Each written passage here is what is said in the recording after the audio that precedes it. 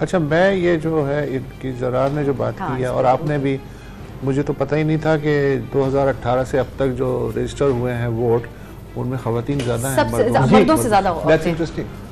मेरी खुशी यहीं शुरू होती है और फिर यहीं ख़त्म हो जाती है। क्यों? जितनी भी जमातें हैं वो इस चीज़ को कि ख़वातीन अब ज़्यादा रजिस्टर्ड हैं, इस चीज़ को, इस खूबी को एक्सप्लॉइट करने में नाकाम है और वो डेलिबरेटली नाकाम है।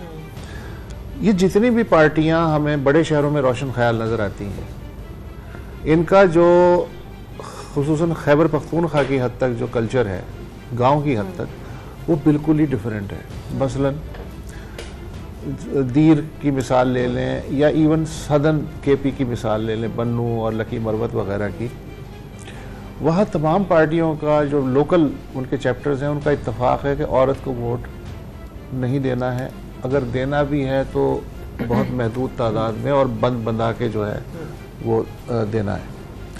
अच्छा, यही जमातें जब लाहौर या कराची में अपने कैंडिडेट्स की कन्वेंसिंग करती हैं तो बाकायदा घरों पे सुजुकियाँ जाती हैं कि ख़वातीन को निकाल के पोलिंग स्टेशन तक हम ले जाना चाह रहे हैं। वही सेम जमातें जिनमें मजहबी और जिसमें जो सियासी जमातें हैं वो सब की सब बराबर की शरीक हैं।